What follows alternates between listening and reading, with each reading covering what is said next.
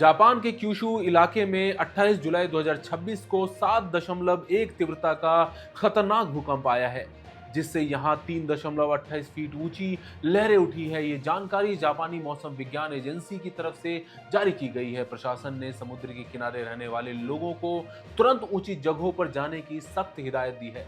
Japan सरकार की तरफ से कई प्रांतों में सुनामी के मद्देनजर हाई अलर्ट घोषित कर दिया गया है। साथियों, आप समझ सकते हैं कि 7.1 की तीव्रता का भूकंप कितना खतरनाक होता है।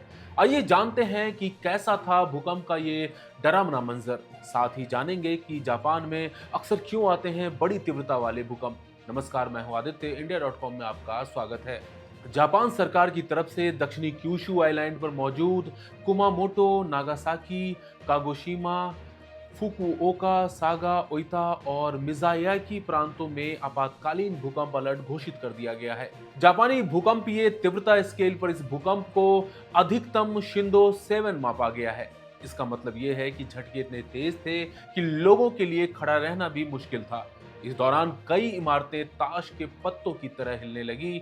भूकंप के बाद राहत और बचाव दल काम में जुटे हुए हैं। जापान सरकार और स्थानीय प्रशासन ने क्यूशू शिनकानसेन में बुलेट ट्रेन सेवाओं को तत्काल प्रभाव से रोक दिया है, क्योंकि कहा गया है कि इसके झटके बुलेट ट्रेन में भी प्रभावी तौर पर देखे गए हैं। प्रभावित क्षेत्रों में हाईवे बंद कर दिए गए हैं, जबकि इन इलाकों में बिजली पानी की सप्लाई ठप होने की खबरें हैं। इसके अलावा क्षेत्र में मौजूद परमाणु ऊर्जा संयंत्रों की सुरक्षा की जांच की जा रही है।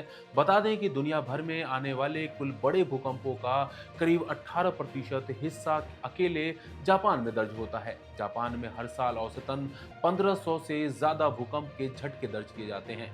इसकी एक वजह रिंग ऑफ फायर भी है। जापान प्रशांत महासागर के रिंग ऑफ फायर इलाके में आता है, जहां दुनिया के करीब 90% भूकंप और सक्रिय ज्वालामुखी मौजूद है। प्लेटों का मिलना भी एक बड़ी वजह है। ये देश 4 बड़े टेक्टोनिक प्लेटों, पैसिफिक प्लेट, फिलीपींस सी प्लेट, यूरेशियन प्लेट और नॉर्थ अमेरिकन प्लेट के संगम या फॉल्ट लाइन पर बसा है। तीसरा बड़ा कारण प्लेटों का खिसकना है। जमीन के नीचे ये बड़ी चट्टानें यानी प्लेट्स लगातार एक दूसरे के नीचे धंसती और टकराती रहती हैं।